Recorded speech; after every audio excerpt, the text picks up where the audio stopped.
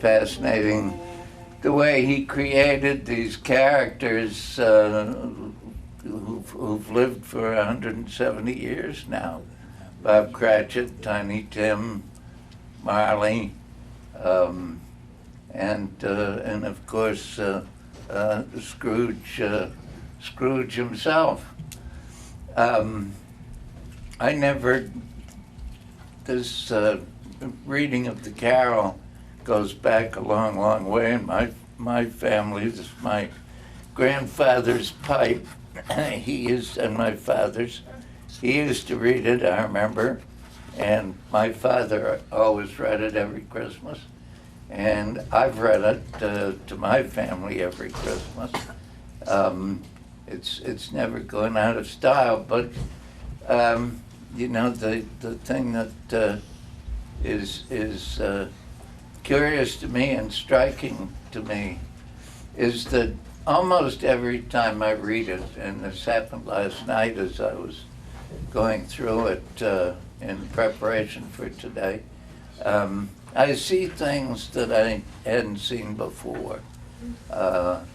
It's such a rich story. Scrooge, of course, is a caricature, but he's a caricature of those of us who create our own reality and live only within our own reality and not real reality. And Marley tries to tell him that, as you will hear in the conversation with Marley when he says that people are supposed to get out and be with other people, and if you don't do that during your life, says poor Marley, you're fated to do so after death. And Scrooge doesn't quite get that at that point, but when the ghost of Christmas Present in the green cape there takes him out, and he sees all kinds of people he's never met before, and he begins to get a sense of other people and their concerns and their hopes and their dreams and their problems, and then his eyes begin to open. He gets out of his own reality and into the real world of which he's a part. And then all kinds of good things happen. So, A Christmas Carol, Stave 1, Marley's Ghost. Marley was dead to begin with. There is no doubt whatever about that. The register of his burial was signed by the clergyman, the clerk, the undertaker, and the chief mourner. Scrooge signed it. And Scrooge's name was good upon change for anything he chose to put his hand to. Old Marley was as dead as a doornail. Scrooge knew he was dead? Of course he did. How could it be otherwise? Scrooge and he were partners for I don't know how many years. Scrooge was his sole executor, his sole administrator, his sole assign, his sole residuary legatee, his sole friend, and sole mourner. And even Scrooge was not so dreadfully cut up by the sad event, but that he was an excellent man of business on the very day of the funeral, and solemnized it with an undoubted bargain. Scrooge never painted out old Marley's name. There it stood, years afterward, above the warehouse door, Scrooge and Marley. The firm was known as Scrooge and Marley. Sometimes people new to the business called Scrooge, and sometimes Marley, but he answered to both names. It was all the same to him. Oh, but he was a tight-fisted hand at the grindstone, Scrooge. A squeezing, wrenching, grasping, scraping, clutching, covetous old sinner, hard and sharp as flint, from which no steel had ever struck out generous fire, secret and self-contained, and solitary as an oyster. The cold within him froze his old features, nipped his pointed nose, shriveled his cheek, stiffened his gait, made his eyes red, his thin lips blue. External heat and cold had little influence on Scrooge. No warmth could warm, no wintry winter chill him. No wind that blew was bitterer than he. No falling snow was more intent upon its purpose. No pelting rain less open to entreaty. Nobody ever stopped him in the street to say with gladsome looks, "My dear Scrooge, how are you? When will you come to see me?" No beggars implored him to bestow a trifle. No children asked him what it was o'clock. No man or woman ever once in all his life inquired the way to such and such a place of Scrooge. But what did Scrooge care? It was the very thing he liked, to edge his way along the crowded paths of life, warning all human sympathy to keep its distance, was what the knowing ones called nuts to Scrooge. Once upon a time, of all the good days in the year, on Christmas Eve, old Scrooge sat busy in his counting house. It was cold, bleak, biting weather, foggy withal, and he could hear the people in the court outside go wheezing up and down, beating their hands upon their breasts and stamping their feet upon the pavement stones to warm them. The door of Scrooge's counting house was open, that he might keep his eye upon his clerk, who, in a dismal little cell beyond, a sort of tank, was copying letters. Scrooge had a very small fire, but the clerk's fire was so very much smaller that it looked like one coal. But he couldn't replenish it, for Scrooge kept the coal box in his own room. And so surely as the clerk came in with his shovel, the master predicted that it would be necessary for them to part. Wherefore the clerk put on his white comforter and tried to warm himself at the candle, in which effort, not being a man of a strong imagination, he failed. "A Merry Christmas, Uncle! God save you!" cried a cheerful voice. It was the voice of Scrooge's nephew, who came upon him so quickly that this was the first intimation he had of his approach. "Bah!" said Scrooge. "Humbug!" "Christmas a humbug, Uncle?" said Scrooge's nephew. "You don't mean that, I'm sure." "I do," said Scrooge. "Merry Christmas! What right have you to be merry? What reason have you to be merry? You're poor enough." "Come then," returned the nephew gaily. "What right have you to be dismal? What reason have you to be morose? You're rich enough." Scrooge, having no better answer ready in the spur of the moment, said "Bah!" again, and followed it up with "Humbug!" "Don't be cross, Uncle," said the nephew.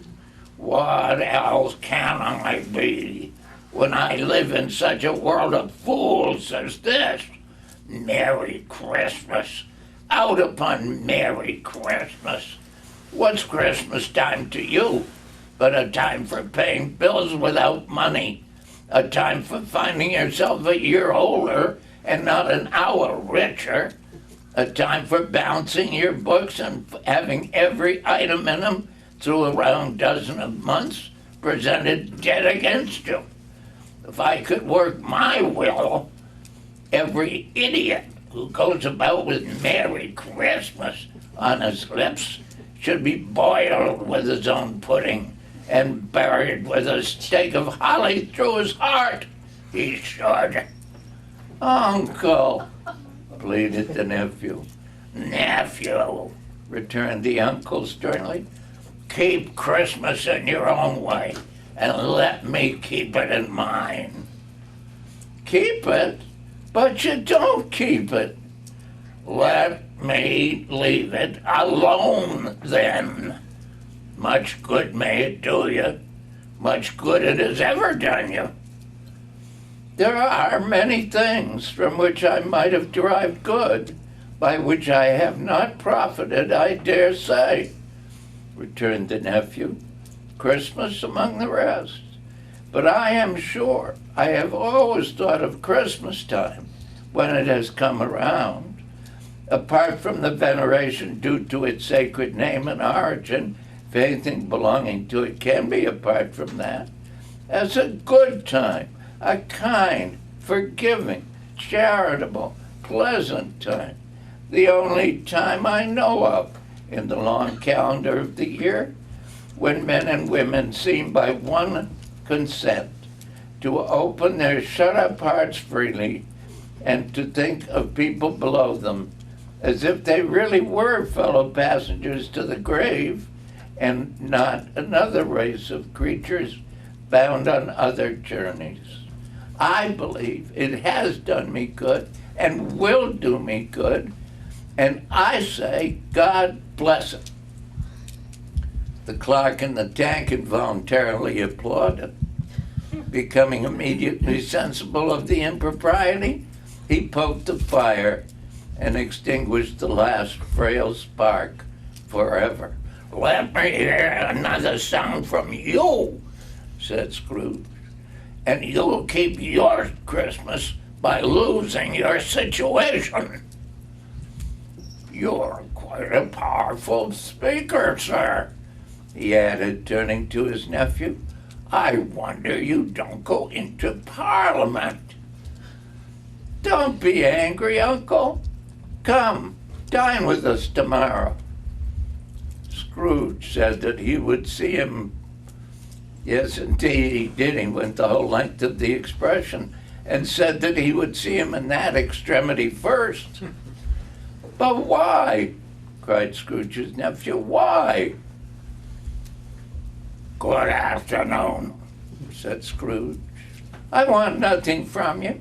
I ask nothing of you. Why cannot we be friends? Good afternoon, said Scrooge. I am sorry, with all my heart, to find you so resolute.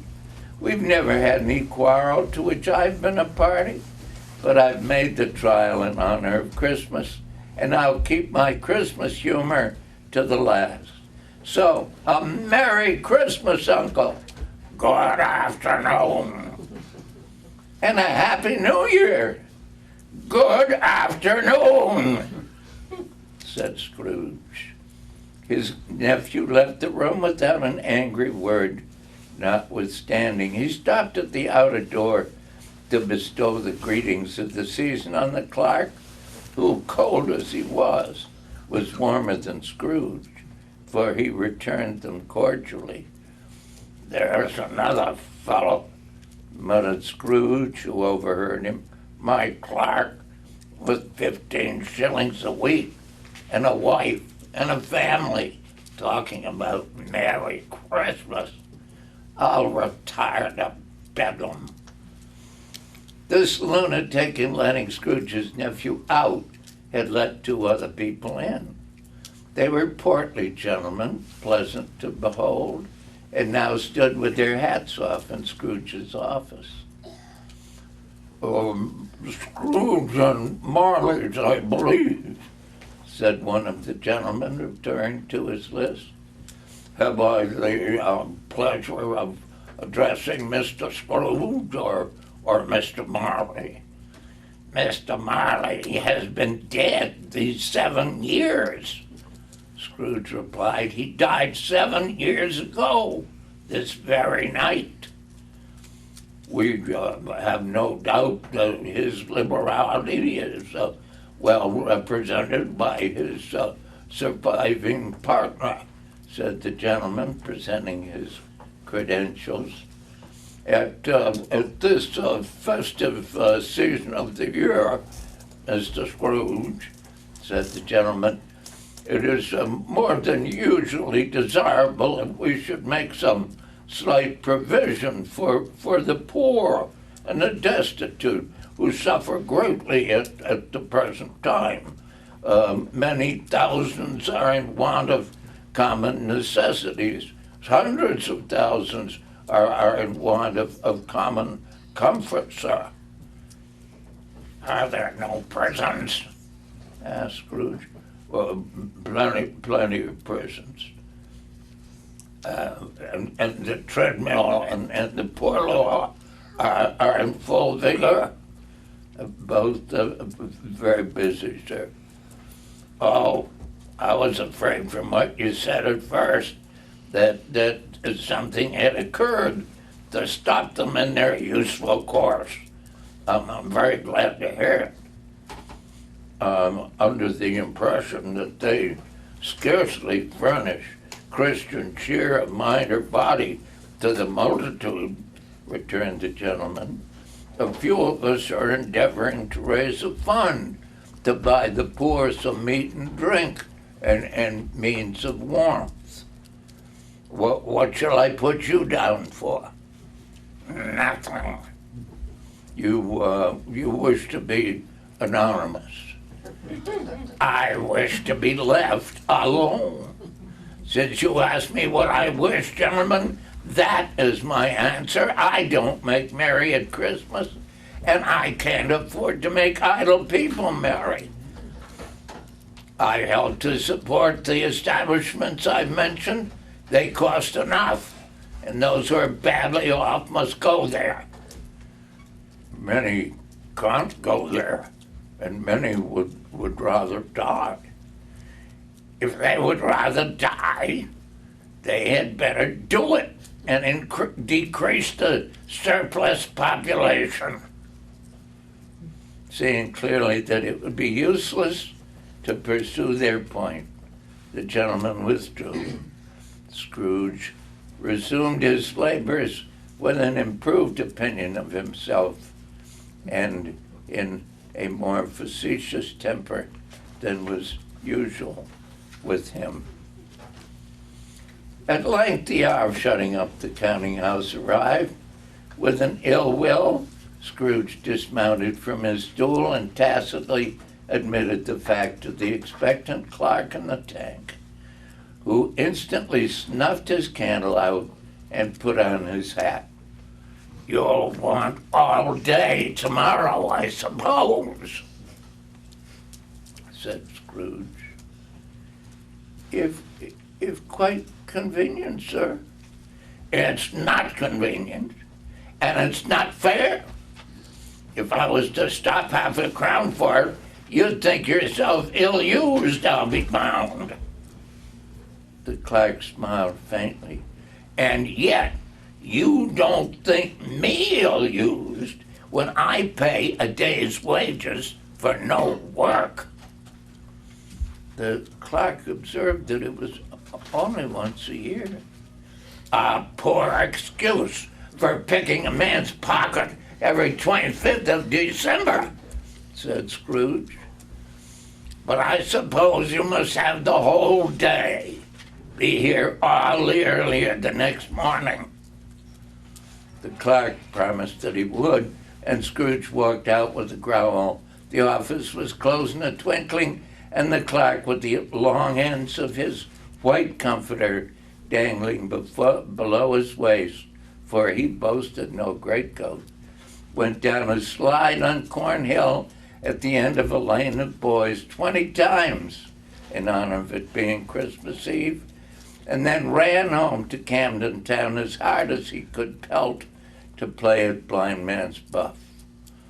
Scrooge took his melancholy dinner at his usual melancholy tavern, and having read all the newspapers and beguiled the rest of the evening with his banker's book, went home to bed.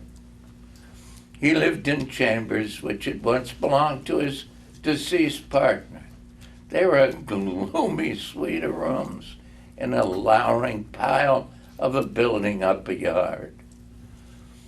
Now, it is a fact that there was nothing at all particular about the knocker on the door, except that it was very large.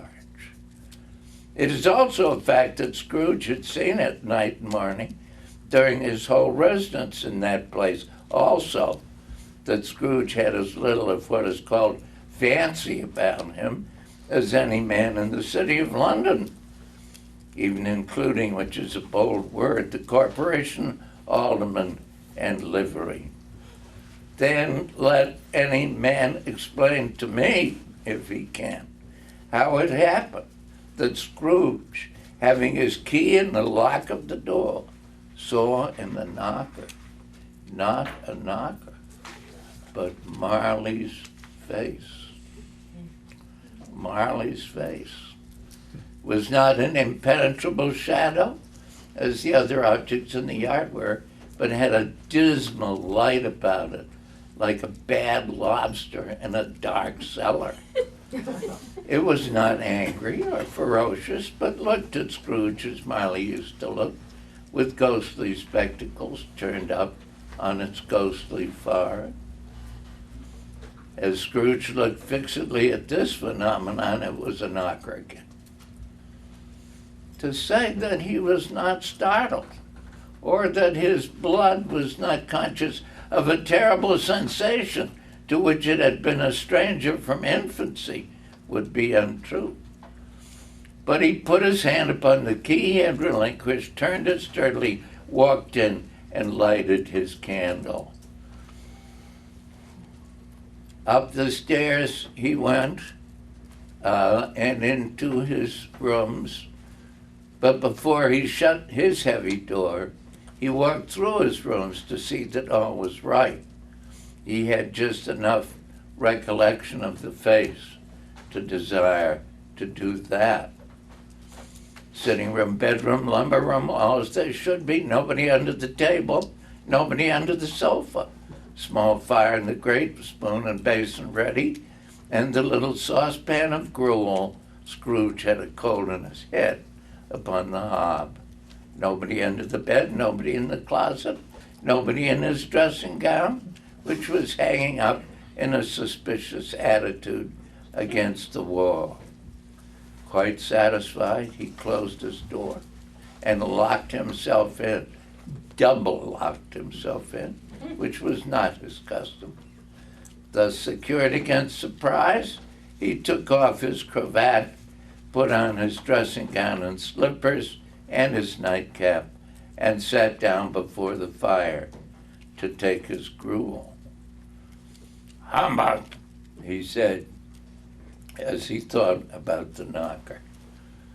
Sitting in his chair, as he threw his head back, his glance happened to rest upon a bell, an unused bell that hung in the room and communicated for some purpose now forgotten with the chamber in the highest story of the building.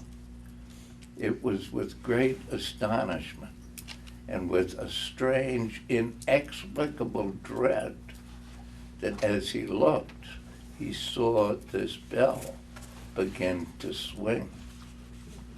It swung so softly at the outset that it scarcely made a sound, but soon it rang out loudly, and this might have lasted half a minute or a minute, but it seemed an hour. The bells ceased as they had begun together.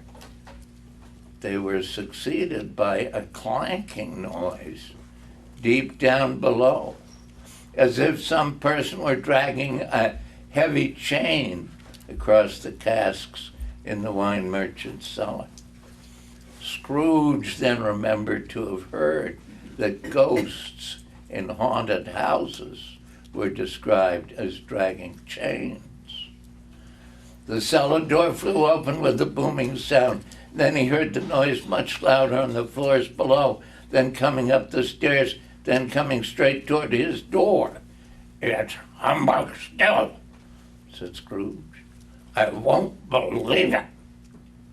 His color changed, though, when, without a pause, it came on through the heavy door and passed into the room before his eyes.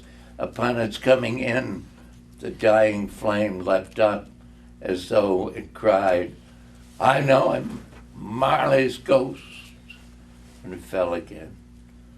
The same face, the very same, Marley in his pigtails, usual waistcoat, tights and boots, tassels on the latter bristling like his pigtails and his coat skirts, and the hair upon his head.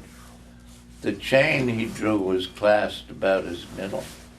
It was long and wound about him like a tail, and it was made, for Scrooge observed it closely, of cash boxes, keys, padlocks, ledgers, deeds, and heavy purses wrought in steel. Though he looked the phantom through and through and saw it standing before him, though he felt the chilling influence of its death-cold eyes and marked the very texture of the folded kerchief bound about its head and chin, which wrapper he had not observed before, he was still incredulous and fought against his senses. "How now?" said Scrooge. "What do you want with me?" Much. Marley's voice, no doubt about it. "Who are you?" "Ask me who I was." "Who were you then?" said Scrooge, raising his voice. "You're particular for a shade." He was going to say to a shade, but he substituted this as more appropriate. "In life, I was your partner, Jacob Marley." Can you sit down?" asked Scrooge, looking doubtfully at him. "I can." "Do it then." "You don't believe in me," observed the ghost. "I don't," said Scrooge. "What evidence would you have of my reality beyond that of your senses?" "I don't know," said Scrooge. "Why do you doubt your senses?" "Because a little thing affects them. A slight disorder of the stomach makes them cheats. You may be an undigested bit of beef, a blot of mustard, a crumb of cheese, a fragment of an underdone potato. There's more of gravy than of grave about you, whatever you are."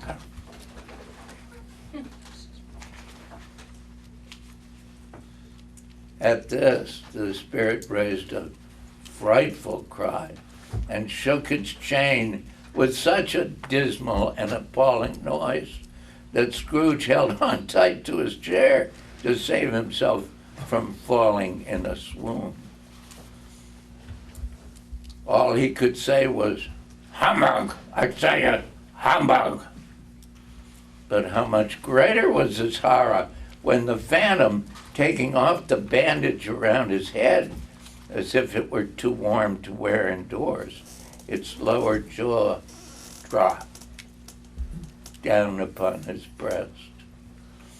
Scrooge fell upon his knees and clasped his hands before his face. "Mercy!" he said. "Dreadful apparition! Why do you trouble me?" "Man of the worldly mind," replied the ghost, "do you believe in me or not?" "I do," said Scrooge. "I must. But why do spirits walk the earth, and why do they come to me?" It is required of every man that the spirit within him should walk abroad among his fellow men and travel far and wide, and if that spirit goes not forth in life, it is condemned to do so after death. It is doomed to wander through the world. Oh, woe is me! And witness what it cannot share, but might have shared on earth and turned to happiness. Again the spectre raised a cry and shook its chain and wrung its shadowy hands. You are fettered, said Scrooge, trembling. Tell me why. I wear the chain I forged in life. I made it link by link and yard by yard. I girded it on of my own free will, and of my own free will I wore it. Is its pattern strange to you? Scrooge trembled more and more. Or would you know the weight and the length of the strong coil you bear yourself? Jacob, old Jacob Marley, tell me more. Speak comfort to me, Jacob. I have none to give. It comes from other regions, Ebenezer Scrooge, and is conveyed by other ministers to other kinds of men. O captive bound and double ironed, not to know that ages of incessant labor by immortal creatures for this earth must pass into eternity before the good of which it is susceptible is all developed, not to know that any Christian spirit working kindly in its little sphere, whatever it may be, will find its mortal life too short for its vast means of usefulness, not to know that no space of regret can make amends for one's life's opportunities misused. Yet such was I, oh, such was I. But you're always a good man of business, Jacob, faltered Scrooge. Business, cried the ghost, wringing its hands again. Mankind was my business. The common welfare was my business. Charity, mercy, forbearance, and benevolence were all my business. The dealings of my trade were but a drop of water in the comprehensive ocean of my business. Scrooge was very much dismayed to hear the spectre going on at this rate, and began to quake exceeding. Hear me, cried the ghost. My time is nearly gone. I will, said Scrooge, but don't be hard upon me. Don't be flowery, Jacob. Pray. You have a hope of escaping my fate, a chance and hope of my procuring Ebenezer. You are always a good friend to me, said Scrooge. Thank you. You will be haunted by 3 spirits. Is that the chance and hope you mentioned, Jacob? It is. I think I'd rather not. Without their visits, said the ghost, you cannot hope to shun the path I tread. Expect the first tomorrow, when the bell tolls 1, Couldn't I take them all at once and have it over, Jacob? Expect the second on the next night at the same hour, the third upon the next night, when the last stroke of 12 has ceased to vibrate. Look to see me no more, and look that for your own sake you remember what has passed between us. The apparition walked backward from him, and at every step it took, the window raised itself a little, so that when the specter reached it, it was wide open. And the ghost, listening for a moment, floated out upon the bleak, dark night. Scrooge followed to the window and closed it. He examined the door by which the ghost had entered. It was double locked, as he'd locked it with his own hands, and the bolts were undisturbed. He tried to say humbug, but stopped at the first syllable. And being from the emotion he had undergone, or the fatigues of the day, or his glimpse of the invisible world, or the dull conversation of the ghost, or the lateness of the hour, much in need of repose, went straight to bed without undressing, and fell asleep upon the instant. When Scrooge awoke, it was so dark that looking out of bed, he could scarcely distinguish the transparent window from the opaque walls of his chamber. He was endeavoring to pierce the darkness with his ferret eyes when the chimes of a neighboring clock struck the 4 quarters. So he listened. Ding dong. 1:15, said Scrooge, counting. Ding dong. 1/2 said Scrooge. Ding dong. 1/4 to it, said Scrooge. Ding dong. The hour itself, said Scrooge, and nothing else. He spoke before the hour bell sounded, which it now did, with a deep, dull, hollow, melancholy 1. Light flashed up in the room upon the instant, and the curtains of his bed were drawn. The curtains of his bed were drawn, and Scrooge, starting up into a half-recumbent attitude, found himself face to face with the unearthly visitor who drew them, as close to it as I am now to you, and I am standing in the spirit at your elbow. It was a strange figure, like a child, yet not so like a child as like an old man, viewed through some supernatural medium which gave him the appearance of having receded from the view and being diminished to a child's proportions. Its hair, which hung about its neck and down its back, was white, as if with age, and yet the face had not a wrinkle in it, and the tenderest bloom was on the skin.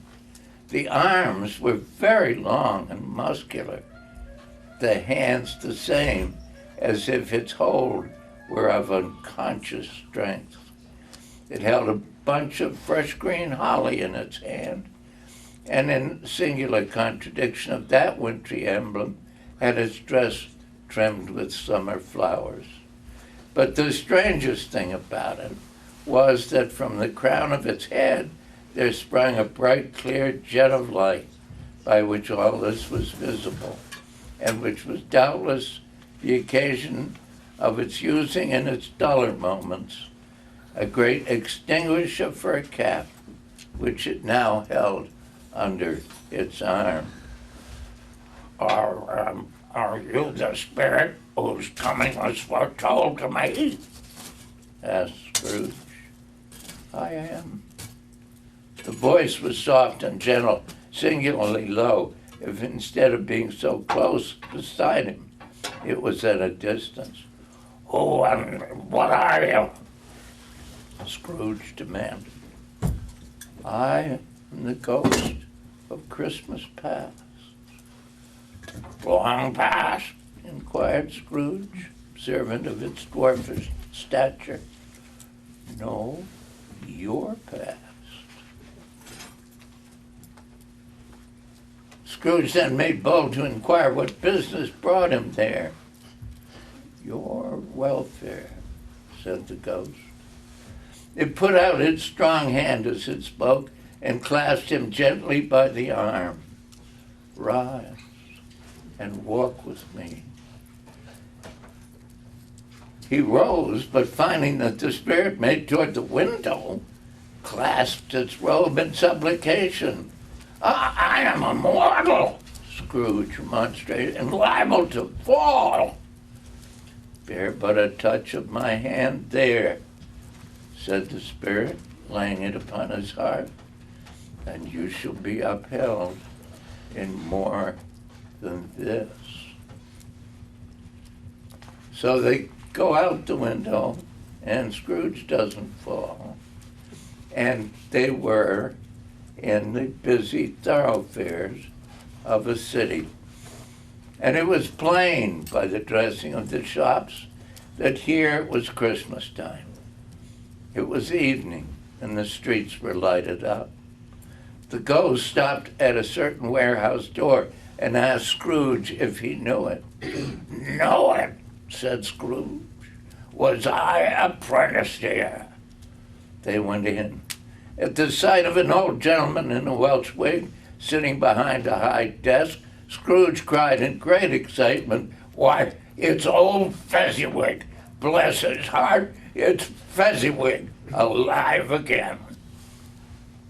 Old Fezziwig laid down his pen, looked up at the clock, which pointed to the hour of 7, rubbed his hands, adjusted his capacious waistcoat, laughed all over himself, from his shoes to his organ of benevolence, and called out in a comfortable, oily, rich, fat, jovial voice, Yo there, Ebenezer! Dick! Scrooge, his former self, a young man, came briskly in, accompanied by his fellow apprentice. Dick Wilkins, said Scrooge to the ghost. Bless me, yes. There he is. He was very much attached to me, was Dick. Poor Dick. Dear, dear. Yo-ho, my boys, said Fezziwig. No more work tonight. Christmas Eve, Dick. Christmas, Ebenezer. Let's have the shutters up before a man can say Jack Robinson. Hilly-ho, cried old Fezziwig, skipping down from the high desk with wonderful agility. Clear away, my lads, and let's have lots of room here. Hilly-ho, Dick. Cheer up, Ebenezer. Clear away? Nothing that they wouldn't have cleared away or couldn't have cleared away with old Fezziwig looking on. 'Twas done in a minute. Every movable was packed off as if it were dismissed from public life forever. The floor was swept and watered. The lamps were trimmed. Fuel was heaped upon the fire. And the warehouse was as snug and warm and dry and bright a ballroom as you would desire to see upon a winter's night. In came a fiddler with a music book and went up to the lofty desk and made an orchestra of it and tuned like 50 stomach aches. In came Mrs. Fezziwig, one vast, substantial smile. In came the 3 Miss Fezziwigs, beaming and lovable. In came the 6 young followers, whose hearts they broke. In came all the young men and women employed in the business. In came the housemaid with her cousin, the baker. In came the cook with her brother's particular friend, the milkmaid. In they all came, one after another, some shyly, some boldly, some gracefully, some awkwardly, some pushing, some pulling, and they all came, anyhow and everyhow. Away they all went, 20 couple at once, hands half around, and back again the other way, down the middle and up again, round and round in various stages of affectionate grouping, old top couple always turning up in the wrong place, new top couples starting off again as soon as they got there, all top couples at last, and not a bottom one to help them. When this result was brought about, old Fezziwig, clapping his hands to stop the dance, cried out, "Well done!" And the fiddler plunged his hot face into a pot of porter especially provided for that purpose.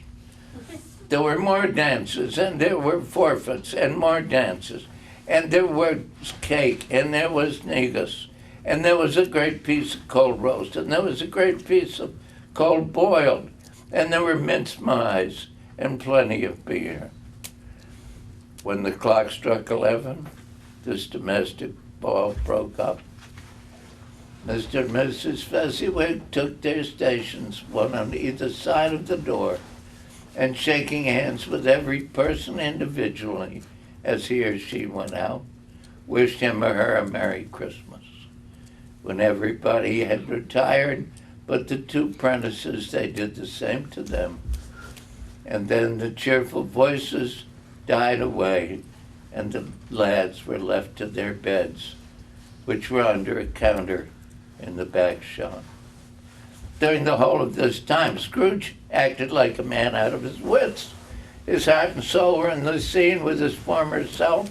He corroborated everything, remembered everything, enjoyed everything, and underwent the strangest agitation. It was not until now, when the bright faces of his former self and Dick were turned from them, that he remembered the ghost and became conscious that it was looking full upon him, while the light upon its head burned very clear. "A small matter," said the ghost, "to make these silly folks so full of gratitude." "Small," echoed Scrooge. "Why, is it not? He has spent but a few pounds of your mortal money, 3 or 4 perhaps. Is that so much that he deserves this praise?" "It isn't that," said Scrooge, heated by the remark, and speaking unconsciously like his former self, his latter, not his latter self. "It isn't that, Spirit. He has the power to render us happy or unhappy, to make our service light or burdensome, a pleasure or a toil. Say that his power lies in words and looks, in things so slight and insignificant that it's impossible to add and count them up. What then? The happiness he gives is quite as great as if it cost a fortune." He felt the Spirit's glance and stopped. "What is the matter?" asked the ghost. "Nothing particular," said Scrooge. "Something, I think," the ghost insisted. No, I should like to be able to say a word or two to my clerk just now. That's all." Suddenly they were in another scene and place, a room, not very large or handsome, but full of comfort. Next to the winter fire sat a beautiful young girl, and opposite her a comely matron sitting. The noise in this room was perfectly tumultuous, for there were more children there than Scrooge could count. Now a knock on the door was heard, and such a rush immediately ensued to greet the father, who came home attended by a man with Christmas toys and presents. Then the shouting and the struggling and the onslaught that was made on the defenseless porter looked on more attentively than ever when the tumult came at the master of the house, having his daughter leaning fondly on him, sat down with her and her mother at his own fireside. And when Scrooge thought that such another creature, quite as graceful and as full of promise, might have called him father, and been a springtime in the haggard winter of his life. His sight grew very dim indeed. "Belle," said the husband, turning to his wife with a smile, "I saw an old friend of yours this afternoon." "Who was it?" "Guess." "How can I? Tut, don't I know? Mr. Scrooge." Mr. Scrooge it was. I passed his office window, and as it was not shut up, and he had a candle inside, I could scarcely help seeing him. His partner lies upon the point of death, I hear, and there he sat, alone, quite alone in the world, I do believe. "Spirit," said Scrooge in a broken voice, "remove me from this place."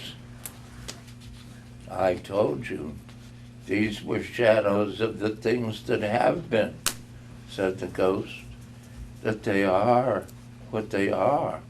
Do not blame me." "Remove me!" Scrooge exclaimed. "I cannot bear it. Leave me, take me back, haunt me no longer." In the struggle, if that can be called a struggle, in which the ghost, with no visible resistance on its own part, was undisturbed by any effort of its adversary, Scrooge observed that its light was burning high and bright, and dimly connecting that with its influence over him.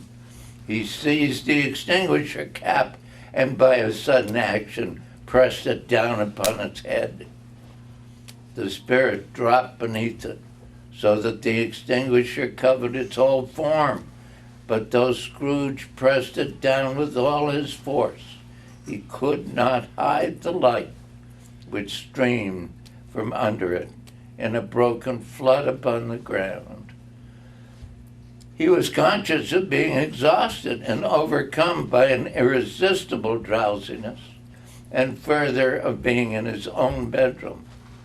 He gave the cap a parting squeeze, in which his hand relaxed, and had barely time to reel to bed before he sank into a heavy sleep. So, Scrooge has fallen into bed, fast asleep, awaking in the middle of a prodigiously tough snore, and sitting up in bed to get his thoughts together. Scrooge had no occasion to be told that the bell was again upon the stroke of 1. Now, being prepared for almost anything, he was not by any means prepared for nothing. And consequently, when the bell struck 1 and no shape appeared, he was taken with a violent fit of trembling. 5 minutes, 10 minutes, quarter of an hour went by, yet nothing came. All this time he lay upon his bed, the very core and center of a blaze of ruddy light, which streamed upon it when the clock proclaimed the hour, and which, being only light, was more alarming than a dozen ghosts. At last, he began to think that the source and the secret of this ghostly light might be in the adjoining room. And from whence, on further tracing it, it seemed to shine. This idea taking full possession of his mind, he got up softly and shuffled in his slippers to the door. The moment Scrooge's hand was on the lock, a strange voice called him by his name and bade him enter. He obeyed. It was his own room, there was no doubt about that, but it had undergone a surprising transformation. The walls and ceilings were so hung with living green that it looked a perfect grove, from every part of which bright gleaming berries glistened. The crisp leaves of holly, mistletoe, and ivy reflected back the light, as if so many little mirrors had been scattered there. And such a mighty blaze went roaring up the chimney as that dull petrifaction of a hearth had never known in Scrooge's time or Marley's, or for many and many a winter gone. Heaped up on the floor to form a kind of throne, were turkeys, geese, game, poultry, brawn, great joints of meat, sucking pigs, long wreaths of sausages, mince pies, plum puddings, barrels of oysters, red-hot chestnuts, cherry-cheeked apples, juicy oranges, luscious pears, immense 12 cakes, and seething bowls of punch that made the chamber dim with their delicious steam. In easy state upon this couch there was a jolly giant, glorious to see, who bore a glowing torch in shape not unlike Plenty's horn, and held it up, high up, to shed its light on Scrooge as he came peeping round the door. "Come in!" exclaimed the ghost. "Come in and know me better, man." Scrooge entered timidly. "I am the ghost of Christmas present," said the spirit. "Look upon me." Scrooge reverently did so. "You've never seen the likes of me before," exclaimed the spirit. "Never," Scrooge made answer. "Have never walked forth with the younger members of my family, meaning for I am very young. My elder brother is born in these later years."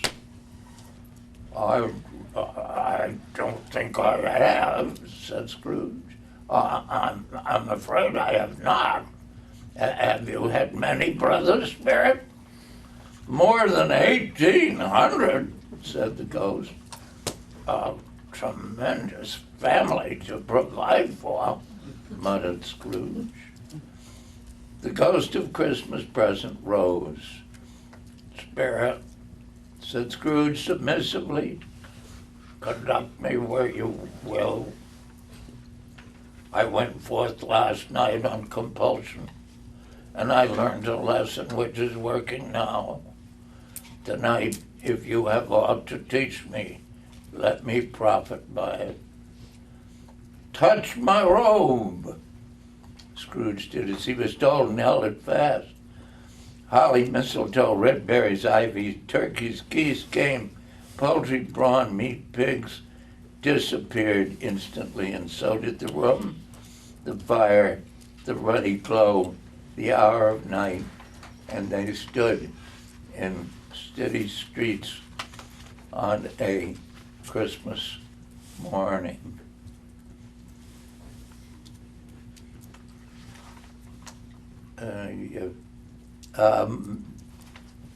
So the ghost, which was quite a surprising capacity, was able to, despite its giant size, could accommodate himself to any place with great ease, and he stood beneath the low roof quite as gracefully as it was possible he could have done in any lofty hall.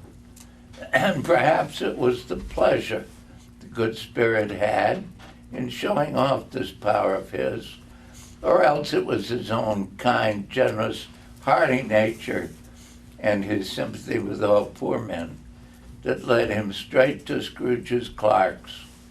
For there he went and took Scrooge with him, holding to his robe.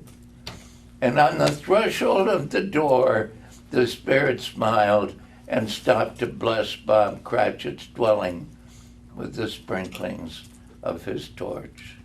Think of that. Bob had but 15 bob a week himself.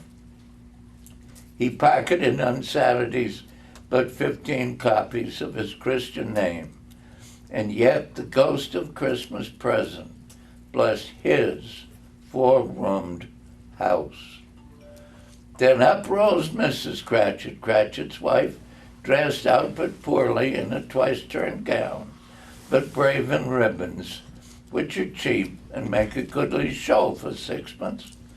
And she laid the cloth, assisted by Belinda Cratchit, second of her daughters, also brave in ribbons, while Master Peter Cratchit plunged a fork into the saucepan of potatoes, and getting the corners of his monstrous shirt collar, Bob's private property, conferred upon his son and heir in honor of the day, into his mouth, rejoiced to find himself so gallantly attired, and yearned to show his linen in the fashionable parks. And now two smaller Cratchits, boy and girl, came tearing in, screaming that outside the baker's they had smelt the goose and known it for their own. And basking in luxurious thoughts of sage and onion, these young Cratchits danced around the table and exalted Master Peter Cratchit to the skies, while he, not proud, although his collars nearly choked him, blew the fire until the slow potatoes, bubbling up, knocked loudly at the saucepan to be let out and peeled. "Why, what has ever got your precious father, then?" said Mrs. Cratchit. "And your brother, Tiny Tim, and Martha weren't as late last Christmas Day by half an hour." "Here's Martha, mother," said a girl, appearing as she spoke. "Here's Martha, mother," cried the two young Cratchits. "Hurrah, there's such a goose, Martha." "Why, bless your heart alive, my dear, how late you are," said Mrs. Cratchit, kissing her a dozen times, taking off her shawl and bonnet for her with officious zeal. "We'd a deal of work to finish up last night," replied the girl, "and had to clear away this morning, mother." "Well, never mind, so long as you're come," said Mrs. Cratchit. "Sit ye down beside the fire, my dear, and have a warm, Lord bless ye." "No, no, there's father coming," said the two young Cratchits, who were everywhere at once. "Hide, Martha, hide." So Martha hid herself, and in came little Bob, the father, with at least 3 feet of comforter, exclusive of the fringe, hanging down before him, and his threadbare clothes darned up and brushed to look seasonable, and Tiny Tim upon his shoulder. Alas for Tiny Tim, he bore a little crutch and had his limbs supported by an iron frame. "Why, where's our Martha?" cried Bob Cratchit, looking round. "Not coming," said Mrs. Cratchit. "Not coming," said Bob, with a sudden declension in his high spirits, for he'd been Tim's blood horse all the way from church and had come home rampant. "Not coming upon Christmas Day?" Martha didn't like to see him disappointed, if it were only in joke, so she came out prematurely from behind the closet door and ran into his arms, while the two young Cratchits hustled Tiny Tim and bore him off into the wash house that he might hear the pudding singing in the copper. "And how did little Tim behave?" asked Mrs. Cratchit, when she'd rallied Bob on his credulity, and Bob had hugged his daughter to his heart's content. As good as gold," said Bob, and better. So somehow he gets thoughtful, sitting by himself so much, and thinks the strangest things you ever heard. He told me coming home that he hoped that because he was a cripple, and it might be pleasant to them to remember upon Christmas Day who made lame beggars walk and blind men see. Bob's voice was tremulous when he told them this, and trembled more when he said that Tiny Tim is growing strong and and hearty. His active little crutch was heard upon the floor, and back came Tiny Tim before another word was spoken, escorted by his brother and sister to his stool before the fire. And while Bob, turning up his cuffs, as if, poor fellow, they were capable of being made more shabby, compounded some hot mixture in a jug with gin and lemons, and stirred it round and round, and put it on the hob to simmer. Master Peter and the two ubiquitous young Cratchits went to fetch the goose, with which they soon returned in high procession. Such a bustle ensued that you might have thought a goose the rarest of all birds, a feathered phenomenon to which a black swan was a matter of course. And in truth, it was something very like it in that house. Mrs. Cratchit made the gravy ready beforehand in a little saucepan, hissing hot. Master Peter mashed the potatoes with incredible vigor. Miss Belinda sweetened up the applesauce. Martha dusted the hot plates. Bob took Tiny Tim beside him in a tiny corner at the table. The two young Cratchits said cheers for everybody, not forgetting themselves, and mounting guard upon their posts, crammed spoons into their mouths, lest they should shriek for goose before their turn came to be helped.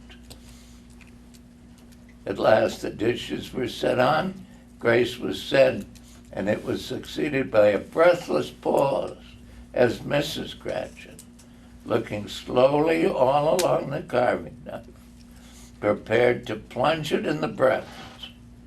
But when she did, and when the long-expected gush of stuffing issued forth, one murmur of delight rose all around the board, and even Tiny Tim, excited by the two young Cratchits, beat on the table with the handle of his knife and feebly cried, "Hurrah!"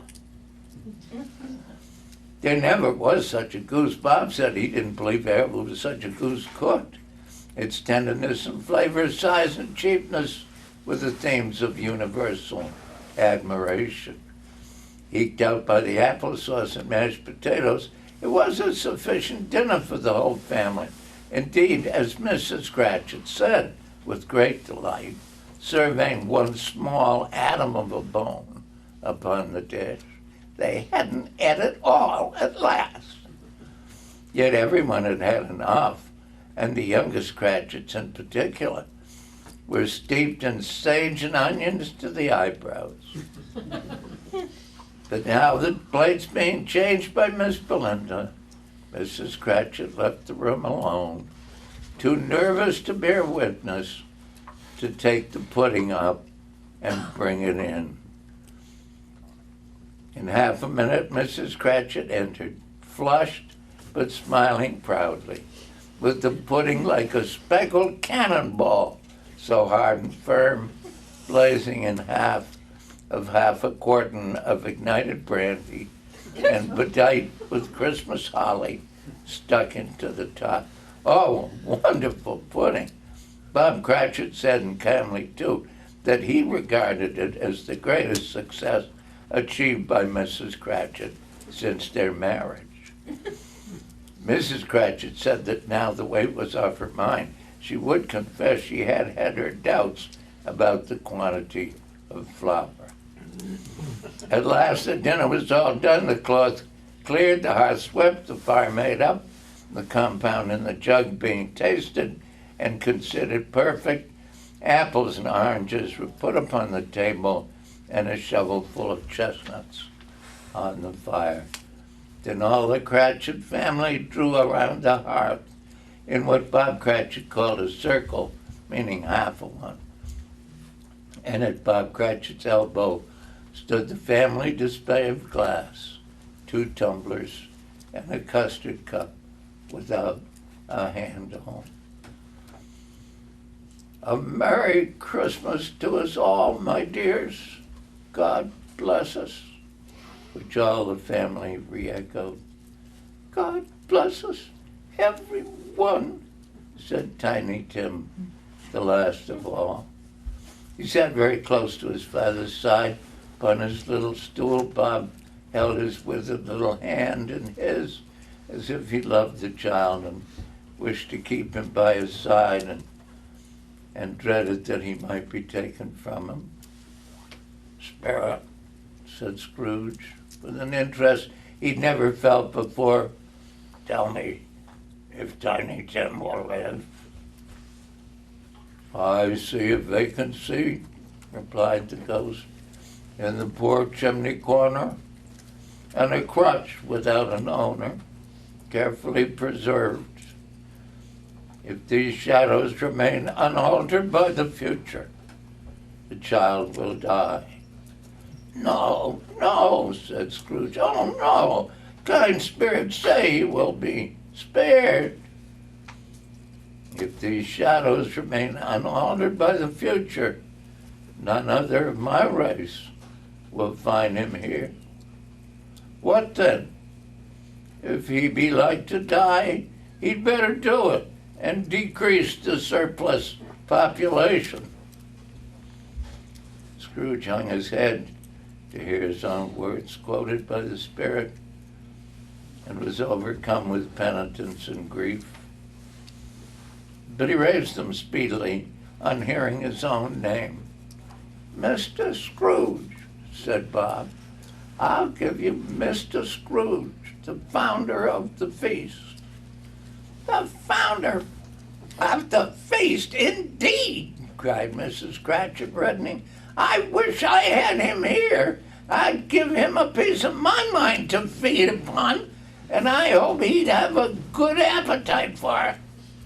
"My dear," said Bob, "the children, Christmas Day." "It should be Christmas Day, I'm sure," said she, "in which one drinks the health of such an odious, stingy, hard, unfeeling man as Mr. Scrooge. You know he is, Robert. Nobody knows it better than you do, poor fellow." "My dear," was Bob's mild answer, "Christmas Day." "I'll drink his health for your sake and the day's," said Mrs. Cratchit, "not for his. Long life to him, a Merry Christmas, and a Happy New Year. He'll be very merry and very happy, I have no doubt." The children drank the toast after. It was the first of their proceedings which had no heartiness in it. Tim drank it last of all, but he didn't care tuppence for it. Scrooge was the ogre of the family. The mention of his name cast a dark shadow on the party, which was not dispelled for full 5 minutes. Much they saw, far they went, many houses they visited, but always with a happy end. The spirits stood beside sick beds, and they were cheerful on foreign lands, and they were close at home by struggling men, and they were patient in their greater hopes by poverty, and it was rich. In almshouses, hospitals, and jails, in misery's every refuge, where vain man in his little brief authority had not made fast the door and barred the spirit out, he left his blessing and taught Scrooge his precepts. 'Was a long night, but we're only night. But Scrooge had his doubts of this because the Christmas holidays appeared to be condensed into the space of time they passed together. It was strange, too, that while Scrooge remained unaltered in his outward form, the ghost grew older, clearly older. Scrooge had observed this change, but never spoke of it until they left the children's Twelfth Night party, when, looking at the spirit as they stood together in an open place, he noticed that its hair was gray. Our spirits' lives so short? Asked Scrooge. My life upon this globe is very brief, replied the ghost. It ends tonight. Tonight, cried Scrooge. Tonight at midnight. Hark! The time is drawing near.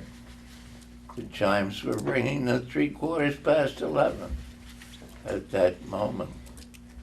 And then the bell struck 12. Scrooge looked about him for the ghost and saw it not. As the last stroke ceased to vibrate, he remembered the prediction of old Jacob Marley, and lifting up his eyes, beheld a solemn phantom, draped and hooded, coming like a mist along the ground towards him. The phantom slowly, gravely, silently approached. When it came near him, Scrooge bent down upon his knee, for in the very air through which this spirit moved, it seemed to scatter gloom and mystery. It was shrouded in a deep black garment, which concealed its head, its face, its form, and left nothing of it visible, save one outstretched hand. I'm in the presence of the ghost of Christmas yet to come, said Scrooge. The spirit answered not, but pointed onward with its hand. You are about to show me the shadows of the things that have not happened, but will happen in the time before us. The upper portion of the garment was contracted for an instant in its folds, as if the spirit had inclined its head. That was the only answer he received. Ghost of the future, he exclaimed, I fear you more than any specter I have seen. But as I know your purpose is to do me good, and as I hope to live to be another man from what I was, I'm prepared to bear you company and do it with a thankful heart. Will you not speak to me? It gave him no reply. The hand was pointed straight before them. Lead on, said Scrooge. Lead on. The night is waning fast, and it is precious time to me, I know. Lead on, spirit. They scarcely seemed to enter the city, for the city rather seemed to spring up about them and encompass them of its own act. But there they were, in the heart of it, on 'change, amongst the merchants, who hurried up and down and chinked the money in their pockets and conversed in groups and looked at their watches and trifled thoughtfully with their great gold seals and so forth, as Scrooge had seen them often. The spirit stopped beside one little knot of businessmen. Observing that the hand was pointed to them, Scrooge advanced to listen to their talk. No, said a great fat man with an enormous chin. I don't know much about it either way. I only know he's dead. When did he die? Inquired another. Last night, I believe. Why? What was the matter with him? Asked the third, taking a vast quantity of snuff out of a very large snuff pot. I thought he'd never died. God knows, said the first with a yawn. Now, what's he done with his money? Asked a red-faced gentleman with a pendulous expression on the end of his nose that shook like the gills of a turkey cock. Oh, I haven't heard, said the man with the large chin, yawning again. Well, left it to his company, perhaps. and left it to me. That's all I know. This pleasantry was received with a general laugh. It's likely to be a very cheap funeral, said the same speaker, for upon my life, I don't know of anybody to go to it. Suppose we make up a party and volunteer. Oh, I don't mind going if a lunch is provided, observed the gentleman with the expression on his nose. But I must be fed if I make one. Another laugh. Well, I'm the most disinterested among you after all, for I never wear black gloves and I never eat lunch. But I'll offer to go if anybody else will. Well, when I come to think of it, I'm not at all sure that I wasn't his most particular friend, for we used to stop and speak whenever we met. Bye-bye. Phantom glided on into a street. Its finger pointed to two persons meeting. Scrooge knew the men. Couldn't see himself around there, but he knew everybody else. He knew these men, too, the ones that the Phantom was pointing at. They were men of business, very wealthy, and of great importance. He made a point always of standing well in their esteem in a business point of view, that is, strictly in a business point of view. "How are you?" said one. "How are you?" returned the other. "Well, old Scratch has got his own at last, eh?" "So I'm told. Cold, isn't it?" "Yeah, seasonable for Christmas time. You're not a skater, I suppose?" No, nothing. Something else to think of. Morning." And that was the conversation. And suddenly the scene had changed. And now he almost touched a bed, a bare, uncurtained bed, on which, beneath a ragged sheet, there lay a something covered up, which, though it was dumb, announced itself in awful language. The room was very dark, too dark to be observed with any accuracy, though Scrooge glanced around it in obedience to a secret impulse, anxious to know what kind of a room it was. A pale light rising in the outer air fell straight upon the bed, and on it, plundered and bereft, unwatched, unwept, uncared for, was the body of a man. Scrooge glanced towards the Phantom. Its steady hand was pointed to the head. The cover was not so carefully adjusted, but that the slightest raising of it, the motion of a finger upon Scrooge's part, would have disclosed the face. He thought of it, felt how easy it would be to do, and longed to do it, but had no more power to withdraw the veil than to dismiss the specter at his side. This man lay on a bed in the dark, empty house. Was not a man, a woman, or a child to say that he was kind to me and this or that. And for the memory of that one kind word, I will be kind to him. And they move on, and he accompanies the spirit until they reached an iron gate. And he paused to look around him before entering a churchyard. Here then the wretched man whose name he had now to learn lay underneath the ground. 'Twas a worthy place, walled in by houses, overrun by grass and weeds. The spirit stood among the graves and pointed down to one. Scrooge advanced toward it, trembling.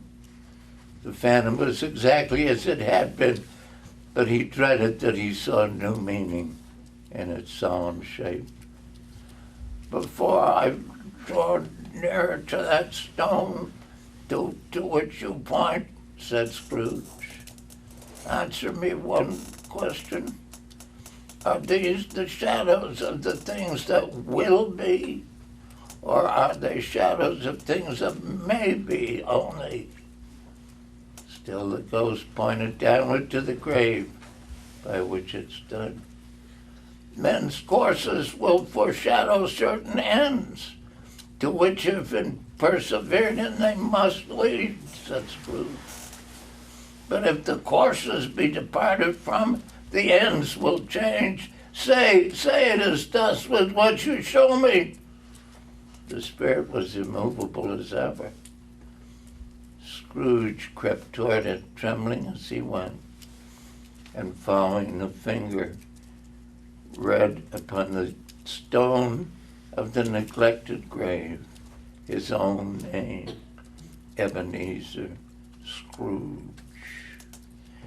Am I that man who lay upon the bed, he cried, upon his knees?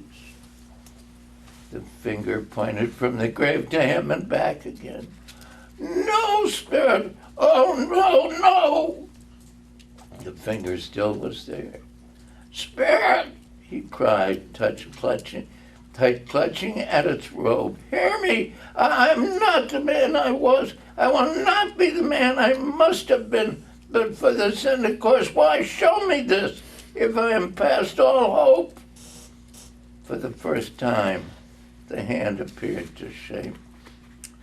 Good spirit, he pursued, as down upon the ground he fell before it. Your nature intercedes for me and pities me. Assure me that I yet may change these shadows you have shown me by an altered life. The kind hand trembled. I will honor Christmas in my heart and try and keep it all the year. I will live in the past, the present, and the future. The spirit of all three shall strive within me. I will not shut out the lessons that they teach. Oh, tell me, I may sponge away the writing on the stone. In his agony, he caught the spectral hand. It sought to free itself, but he was strong in his entreaty and detained it. The spirit, stronger yet, repulsed him. Holding up his hands in a last prayer to have his fate reversed, he saw an alteration in the phantom's hood and dress. It shrunk, collapsed, and dwindled down into a bedpost. Yes, and the bedpost was its own. The bed was its own. The room was its own.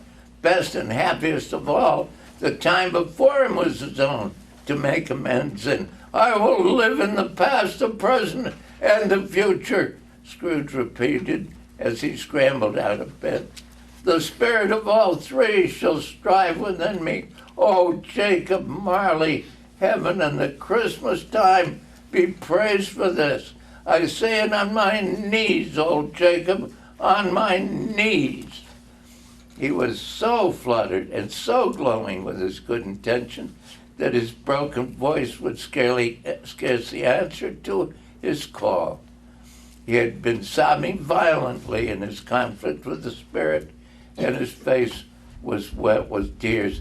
His hands were busy with his garments all this time, turning them inside out, putting them on upside down, tearing them, mislaying them, making parties to every kind of extravagance.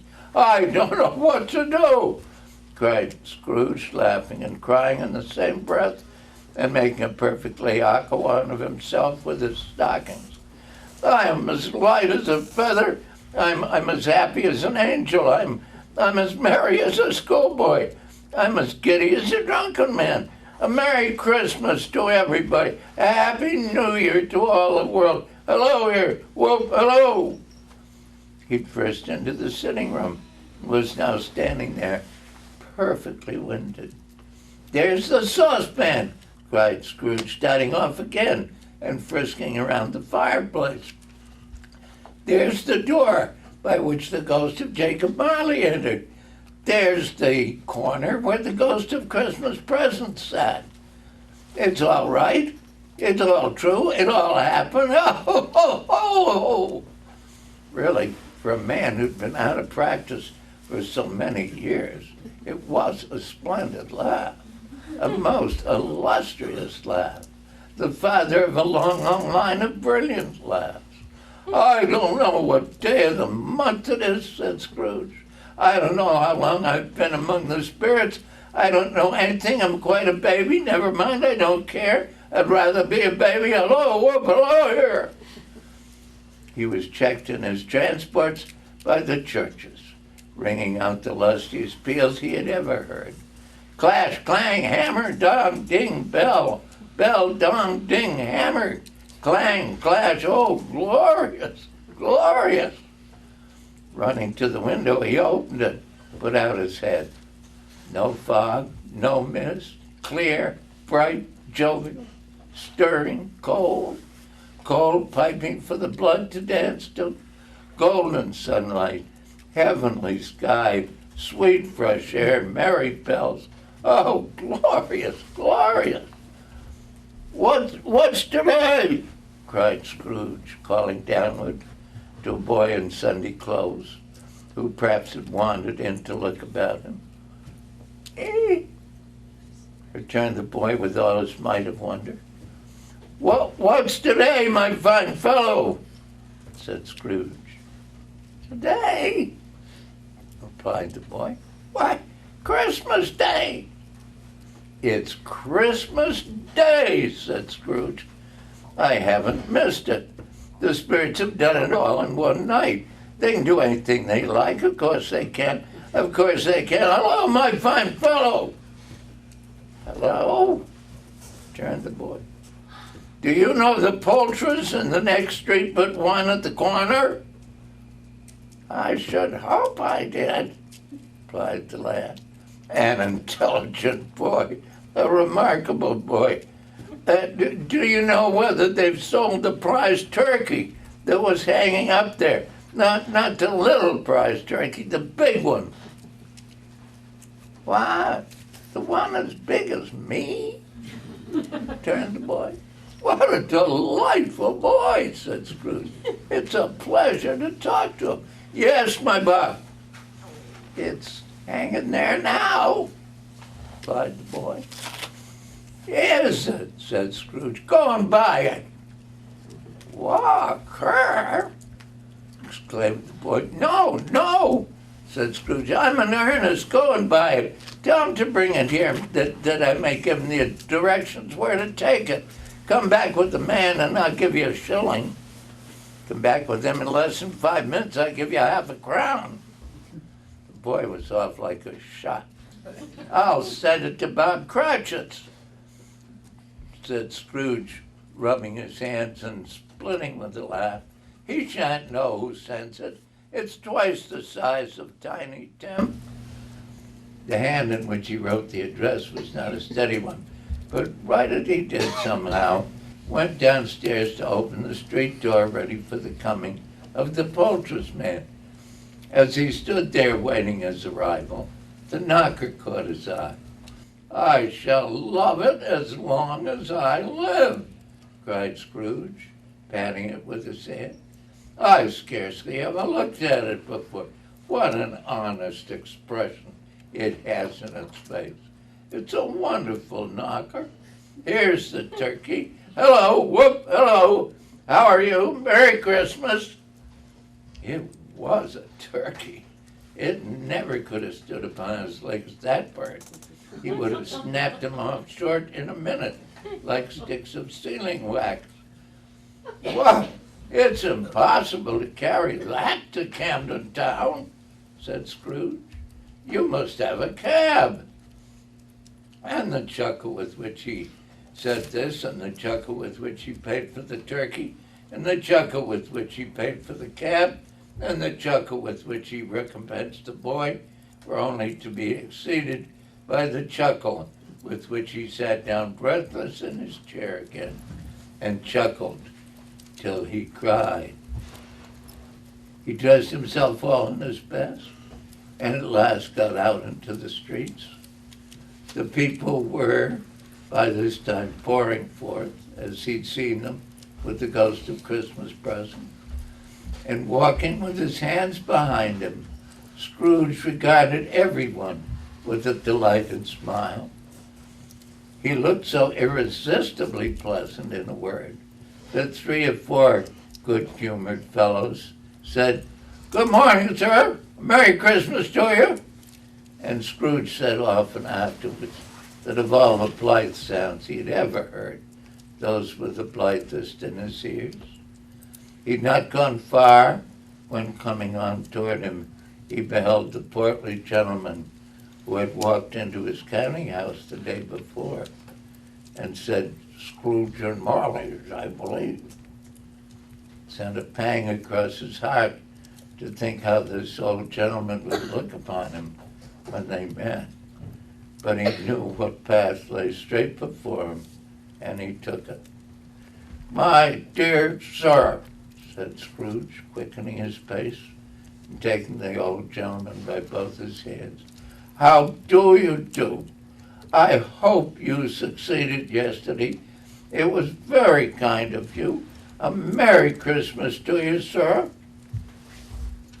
"Mr. Scrooge?" "Yes," said Scrooge, "that is my name, and I fear it may not be pleasant to you. Allow me to ask your pardon, and will you have the goodness—" Here Scrooge whispered in his ear. "Lord bless me," cried the gentleman, as if his breath were gone. "My dear Mr. Scrooge, are you serious?" "If you please," said Scrooge, "not a farthing less. Great many back payments are included in it, I assure you. Will you do me that favor?" "My dear sir," said the other, shaking hands with him, I don't know what to say to such munificent—" "Don't say anything, please," retorted Scrooge. "Come and see me. Will you come and see me?" "I will," cried the old gentleman, and it was clear that he meant it. But he was early at the office next morning. Oh, he was early there. If he could only be there first and catch Bob Cratchit coming late, that was the one thing he'd set his heart upon, and he did it. Yes, he did. The clock struck 9. No Bob. 1:15. No Bob. He was full 18 minutes and a half behind his time. Scrooge sat with his door wide open that he might see him come into the tank. His hat was off before he opened the door, his comforter too. He was on his stool in a jiffy, driving away his pen as if he were trying to overtake 9 o'clock. Growled Scrooge, in his accustomed voice, as near as he could feign it. "What do you mean by coming here at this time of day?" I'm very sorry, sir," said Bob. I am behind my time." "You are," repeated Scrooge. "Yes, I think you are. Step this way, if you please."